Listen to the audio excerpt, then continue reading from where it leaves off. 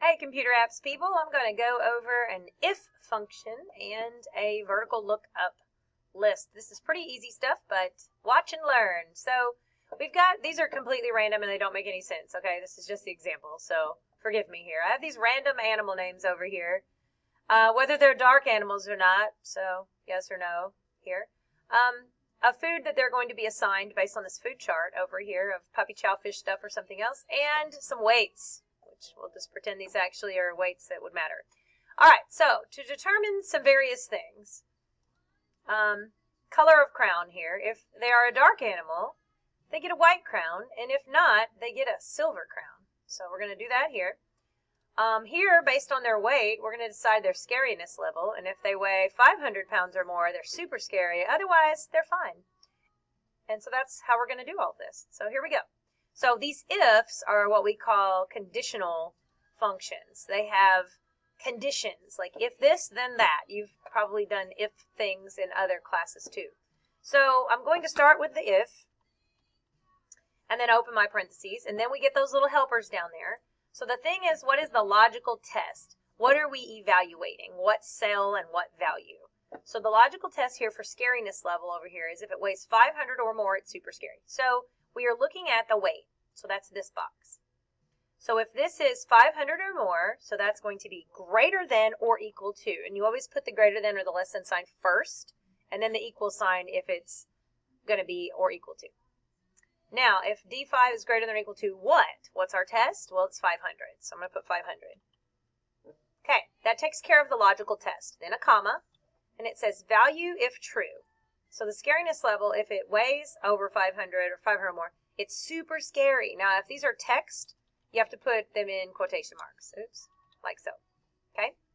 That's the value if true. So if it meets the logical test, if the test is true, it's super scary. Now, comma. If it's false, it's, as you can see over there, it's fine. So, fine. And then don't forget to close your parentheses. That's it. So our camel's going to be super scary, and then as we drag these down, our elephant should be super scary, and everybody else is fine. Great. All right, let's look at the color of the crown. We're going to do an if statement, but this time I'm going to hit this FX button to insert the function, and we're going to use the insert function box. So I'm going to type if in here and hit go, and it should come up on the list. It's the top one. I'm going to hit OK. Now, this is doing the same thing, but I just want to show you how to do it using the arguments box. So when you do it this way, it puts this in for you. So it put the equals in and the if and the parentheses and everything. So now it's, what's the logical test? Well, the logical test here is going to be, if it's dark, it gets a white crown. So the logical test is dark. And so what are we looking at? We're looking at here. Yes or no? So there's B5. If it's what? We have to examine it. So if B5 is equal to, and then what? So it's yes or no's. It can only be equal to yes or no. So it's not white or silver or dark. It's yes or no. Okay, so if B5 equals, if we do dark, then we would say equals no. So again, it's words, so put it in quotation marks. Now notice right here, it tells you already this is true because B5 does equal no. So this kind of helps you be on par here. All right, so if B5 equals no, then what happens? What happens if this is true? And it is. He's dark, it's no, so he gets, oh actually, I guess he's light. If he's not dark, then that would be this one. So let's do it the other way. I'll put yes in here. All right, so if B5 equals yes, yes meaning it is dark. If it's dark, it gets a white crown, so we would put white in here. Now honestly, in here, if you forget to put the quotation marks, it'll actually do it for you when you press tab. So that's kind of cool.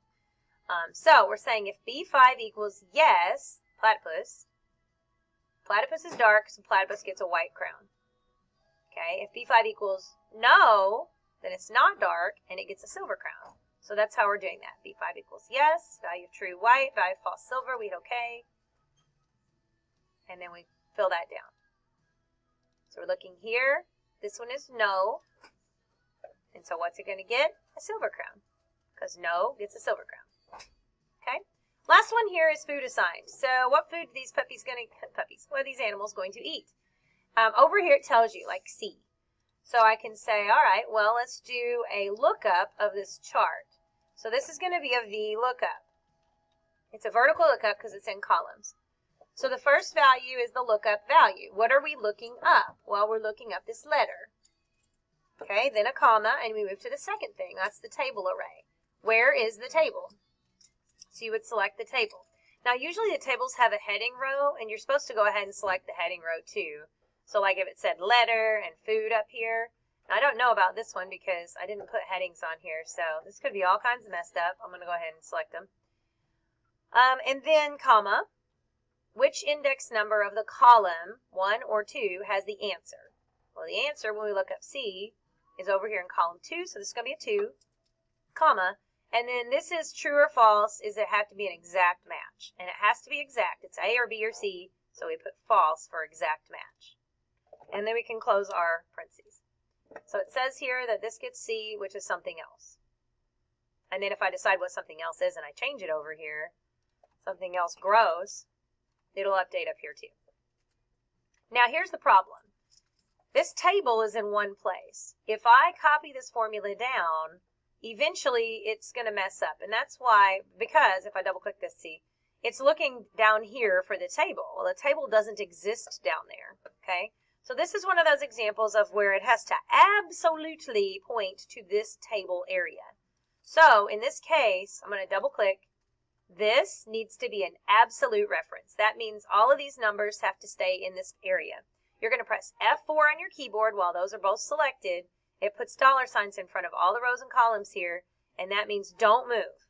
Absolutely don't move. And when you pull it down now, it's looking in the right place. If I double click this one, it's still looking at the food chart in those boxes. It's not scooting the box down. This one needs to scoot down, right? Because it starts here and then here and here and here and it goes down. But that other one, we don't want it to move. And that's pretty much it. So now your turn to try this one and see if you can figure this one out on your own.